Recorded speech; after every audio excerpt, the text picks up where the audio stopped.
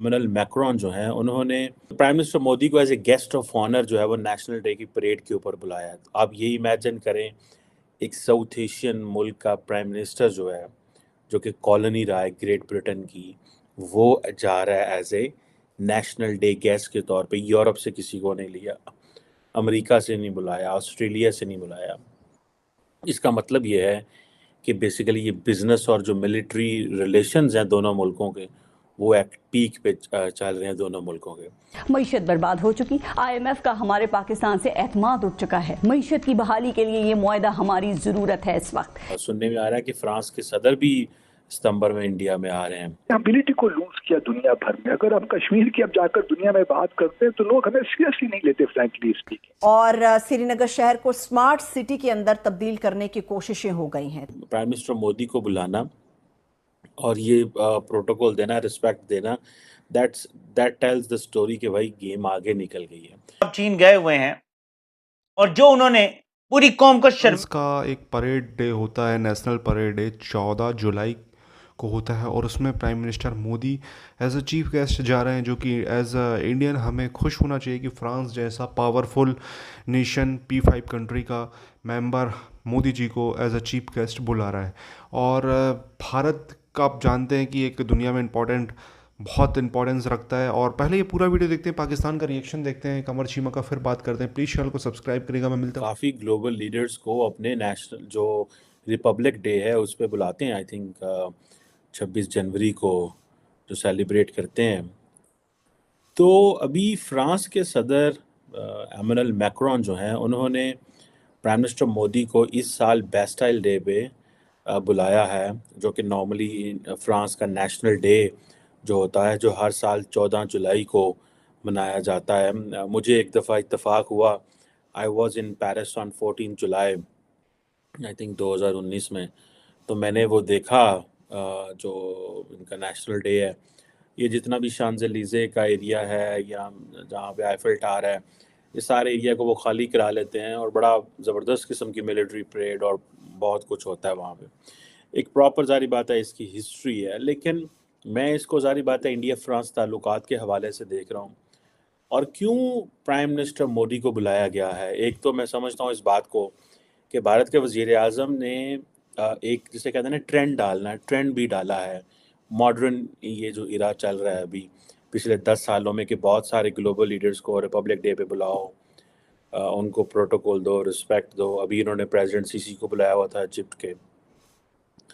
सो अभी prime minister Modi को as a guest of honour जो है वो नेशनल डे की परेड के ऊपर बुलाया है। आप ये इमेजिन करें, एक साउथ एशियन मुल्क का प्राइम मिनिस्टर जो है, जो कि कॉलोनी रहा है ग्रेट ब्रिटेन की, वो जा रहा है as a national day guest के तौर पे। यूरोप से किसी को नहीं लिया, अमेरिका से नहीं बुलाया, ऑस्ट्रेलिया से नहीं बुलाया।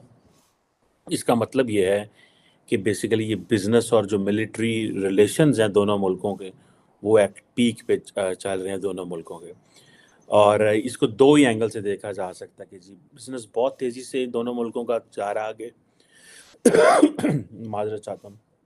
और मिलिट्री बायलैटरल ताल्लुकात जो हैं वो जो है वो बड़ा इम्पॉर्टेंट है। इंडिया आपको पता है दुनिया का मोस्ट पॉपुलेटेड कंट्री है। देन फिर G20 की मेंबरशिप भी है। अभी खैर चलें SCO की भी है, लेकिन वो ऑब्वियसली फ्रेंच को अच्छी नहीं लगी। लेकिन यह है कि ये जो उस वक़्त की ये एक जो फ्रेंच रेवोल्यूशन की एक 1798 की जो प्रॉपर एक जिसे कहते हैं ना उसकी एक रेयर ये कहता है ये प्रिविलेज है, ठीक है, कि इंडिया जो कि फ्रांस का बहुत क्लोजेस्ट अलाय है। क्या पाकिस्तान इस वक्त यूरोप में ऐसा कोई अलाय रखता है? नहीं। सो इट मीन्स कि हमारी जो पिछले 75 साल में दुनिया ने पाकिस्तान को सीरियस नहीं लिया, ठीक है जी। अब शांज़ेलीज़े पे आप जाके देखें, वो परेड होगी शांज़ेलीज़े एवेन्यू के ऊपर, बड़ा ज़बरदस्त खूबसूरत शांज़ेलीज़े एवेन्यू है, और वहाँ पे एयरफोर्स जेट फ्लाई कर रहे होंगे। इससे पहले डोनाल्ड ट्रंप को भी बुलाया गया है, जर्मन चांसलर एंगेला मर्केल को भी बुलाया गया है।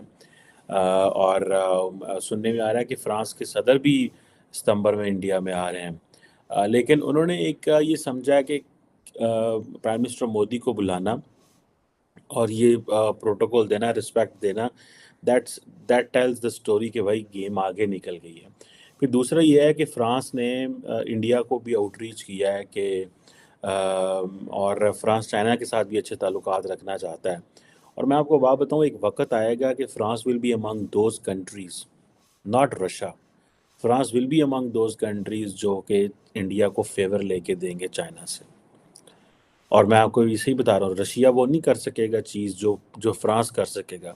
द रीज़न बिहाइंड इज कि जो फ्रांस है उसको चाइनीज़ जो हैं वो फेवर देना चाहते हैं, because they are major western ally of the United States. Basically they are a part of, वो ही तो वेस्ट हैं, फ्रांस जर्मनी यही तो वेस्ट हैं।